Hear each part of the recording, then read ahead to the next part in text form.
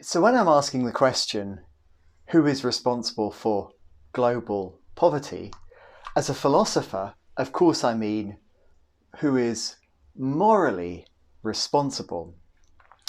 And in this talk, I will present an argument from Thomas Pogge to the effect that it is you and me that is responsible for global poverty.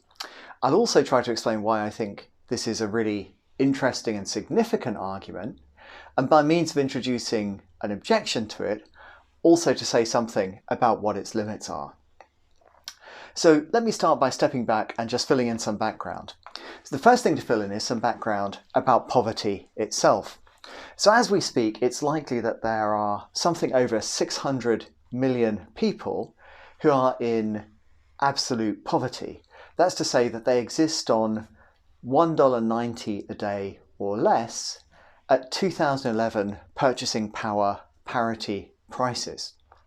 So these people are prevented from flourishing because they are unable to access education, or their access to education will be at best very limited. Their housing situation will be poor if they have housing at all. Access to healthcare, again, limited or perhaps non-existent. And finally, it's unlikely that they will be gaining sufficient nourishment. So these are people who are suffering from absolute poverty and whose lives are likely to be vastly shorter because of their poverty. Now, people sometimes say to me, look, Steve, this is just the problem that can't be solved. The poor will always be with us, people sometimes say. But, that doesn't seem to be true at all if you look at the evidence. The evidence is actually incredibly encouraging here. So, for example, if you look at this graph, two things jump out to you. One is that even as the number of people on the planet has been increasing steadily, we're heading well towards that 8 billion mark already by 2016, the number of people in absolute poverty has been decreasing. Perhaps more importantly, we don't see much of a decrease up until about the year 2000, and it was around about the year 2000 that a variety of organisations and governments started to attempt to act to reduce absolute poverty, that this became something that was targeted. And so it looks like this is a solvable problem. Now, I'm no economist, but I also think it is a fairly easily solvable problem. By comparison, not with a recent crisis, the pandemic, but the earlier thing in happier days where our crisis was a financial crisis. It seemed bad at the time. In retrospect, bring it on. That's what we want next. So one small country, Britain, a country of some 100 million people or so, I suppose, so globally quite small, wealthy though, put together a rescue package that was worth 500 billion, according to Wikipedia, in October 2008. Now, we also know, you can do this and I can do this, organisations like Give Directly are able to transfer hundreds of millions of pounds to the poorest people in the world at a cost of roughly 13%. You give $100 and they transfer $87 of that into the pocket of a person who is living in poverty. So, bearing that in mind, assuming that we can still do this at a slightly larger scale, that 500 billion could have provided every poor person in the world with at least £465 each. So if we're thinking about problems here, landing a rocket on a comet, that's a pretty difficult problem to solve. Producing a vaccine for coronavirus in 18 months, something like that, that's an amazing achievement. That's a really difficult problem to solve. Global poverty, it's kind of easy, right? It's easy. It's one of the easiest problems that humans face. The problem is not only not insoluble, this kind of solution is quite trivial, and it's a problem that could be solved by a fairly small proportion of the Earth's population acting unilaterally. But of course, if we ask the question who will solve it, well, it isn't the Brits that are going to hand over the money. Banks are good, and we need our banks, so perhaps that's the right thing to do. Who knows? The most progress is made, of course, by national governments, in particular China. But my question isn't about that. My question is who is morally responsible. And the importance of saying that the problem is solvable is just that it opens the possibility of asking, all right, then, who's responsible? If it's not solvable, it looks like there isn't going to be a moral issue. So this is the question that I want to focus on. Who's morally responsible for the continuing existence of absolute poverty, for the shortening of those 600 million or so lives unnecessarily? Well, consider this as a proposal. Suppose we took the top 20% people of globally and required each of them to give 0.1% to the bottom 20% globally. Right? So in this case, we would eliminate global poverty very quickly at rather small cost to those wealthy people. So let me illustrate. Here's Ali. She earns $10,500 a year. So that puts her in the top 20% of people globally. So she'd be contributing $10.50 a year. Now, as it happens, Ali is a rather generous person, so despite her modest income, she does give very generously, and that $10.50 represents but a small proportion of the money that she gives. At the same time, though, Ali is a libertarian. Ali believes absolutely fundamentally in individual freedoms and individual property rights. So she doesn't think that other people's needs place any kind of moral requirement on her to surrender any of her property. She does surrender her property voluntarily, and she regards that as something that makes her a good person. But she does not think that failure to surrender her property would be somehow a bad thing on her part. And indeed, Ali rejects this proposal because she does not think there should be a requirement. She is, in principle, against any kind of coercive measure. She rejects this proposal, as indeed would many other libertarians around the world. I mention this because I want to distinguish these two ways that we can approach poverty-caused harms, the shortening of those 600 million lives.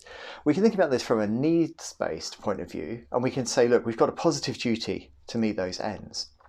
And if we say that, we're going to find that there is a disagreement between people who, like Ali, are relatively libertarian, who don't think that other people's needs impose any requirements on them, and people who lean in a more socialist direction, who are more likely to recognise other people's needs as imposing a duty on them. What's interesting about the harm-based approach is that the harm-based approach says, look, we have a negative duty not to cause this harm. So if we're morally responsible for the poverty of the 600 million people, we're morally responsible for the harms that that entails, and therefore we should avoid causing those harms. What's interesting about a harm-based approach is that that would appeal to Ali and to all of the libertarians as well as the socialists, because everybody, all sides of the debate here, recognise that we do have a duty not to harm, and that this is something which can trump the individual rights and freedoms that we have. So with that in mind, let me turn to Pogge's argument. So Pogge starts from a premise, and you have to accept the premise, otherwise the whole thing will fail. The premise is that a just institutional order cannot foreseeably reproduce avoidable human rights deficits on a massive scale. And we're just going to take that for granted. So as far as I know, there isn't anybody who would seriously challenge this premise. Of course, we're philosophers, so you will find someone who will challenge the premise, but I don't think that that's something we have to worry about. So with that background in mind, we now have 4 steps, and the idea is that each of the steps is fairly innocent in itself and entirely plausible, but when we take them together, we'll see something dramatic. The first step says, look, global institutional arrangements are causally implicated in the reproduction of extreme poverty. And you can see that if we look at one of Pogge's favourite examples, which is trade agreements. So there are many trade agreements which protect the particular industries in a rich country at the expense of people working in those industries in a poor country. So farming or textiles or steel or some other industry, you'll find that the rich country protects their workers in that industry at the expense of the workers in the poor industry. And that's one of the factors which results in the reproduction of extreme poverty. More dramatic and unfortunate example, you can think about the global institutional arrangements for the distribution of vaccines. So they've been obviously played a large role in reproducing extreme poverty.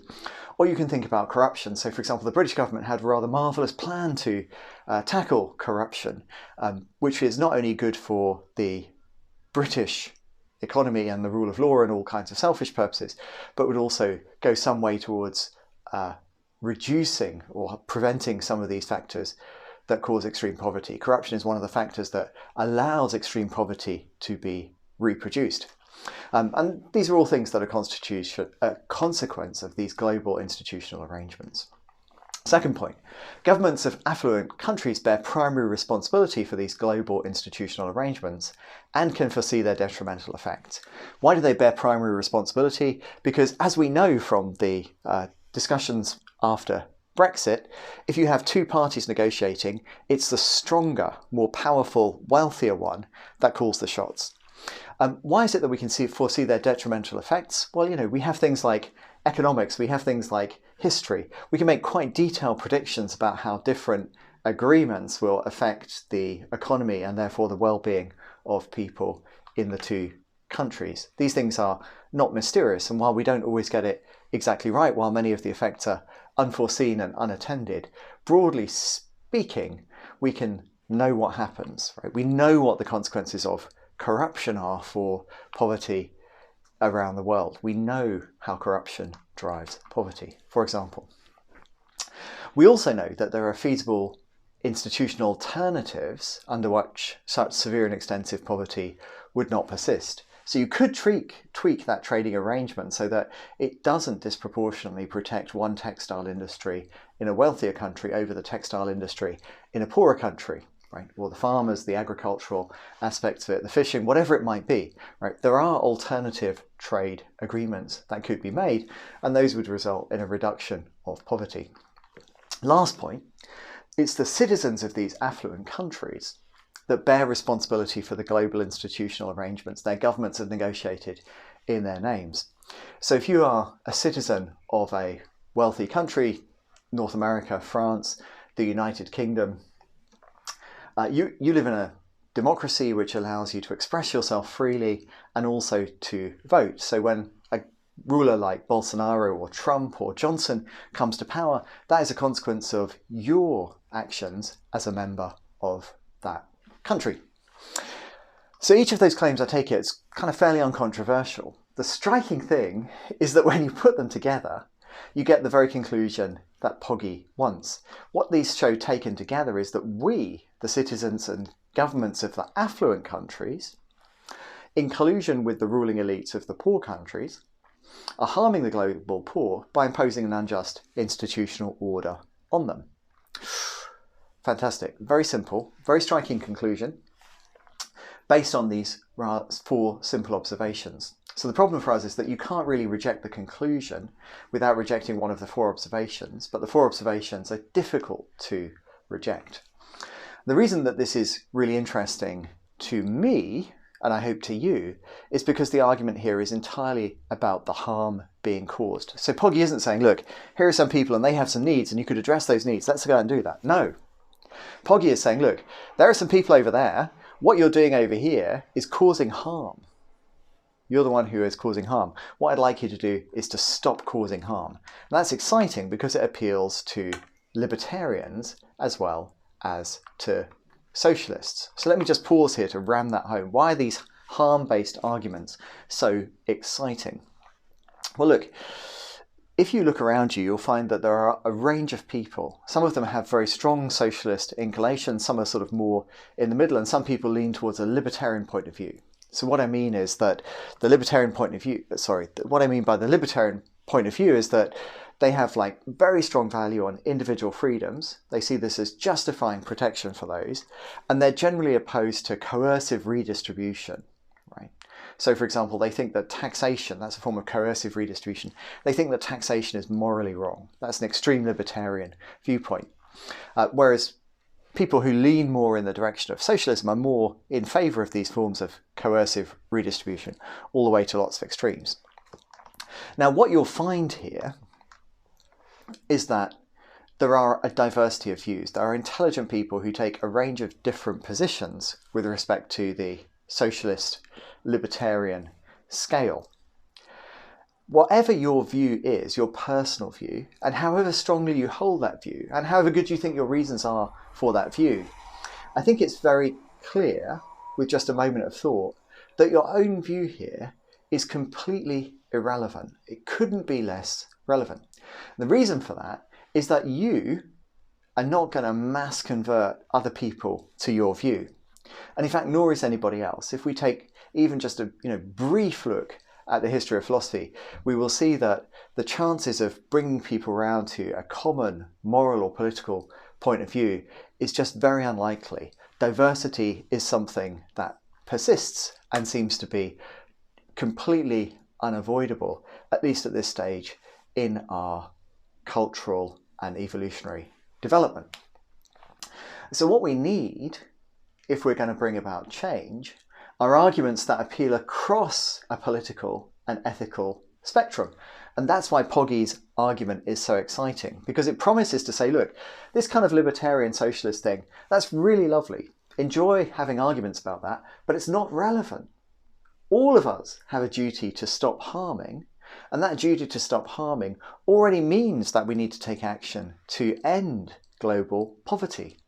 So we can achieve consensus at the level of actions, even if we disagree about the underlying needs and duties and harms and all the rest of it that we have. That's beautiful, right? So the idea is that we get from very weak assumptions that are widely shared to a bold conclusion about redistribution. We ought to redistribute, even as libertarians.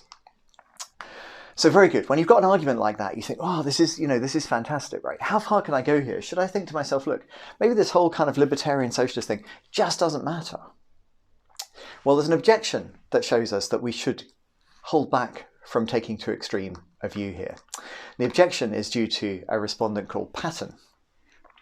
So Patton invites us to think about distributive outcomes under the actual international order. So back in 2005, it was something like 18 million people a year were dying from poverty-related causes, for example. That's a distributive outcome. And then he says, look, let's imagine that we had a completely fair international order. We're as optimistic as possible about how that goes. So perhaps what would happen is it wouldn't be 18 million, but merely 2 million people dying each year from poverty-related causes, lack of sanitation or nutritional problems, no access to healthcare, homelessness and the rest of it. All of these are life-ending conditions in the wrong circumstances. So Patton says, look, we think about those two things. The gap between the two tells us the degree of responsibility that the actual order has for these outcomes.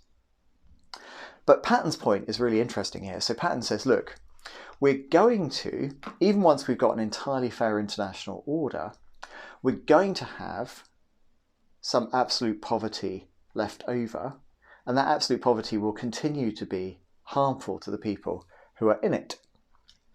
Even in a fair international environment, there's no guarantee that the policies needed to fight poverty will be introduced domestically. In fact, we can be pretty sure that in many cases they will not be. They will not be. Look at India versus China, for example. So there will be much poverty left over.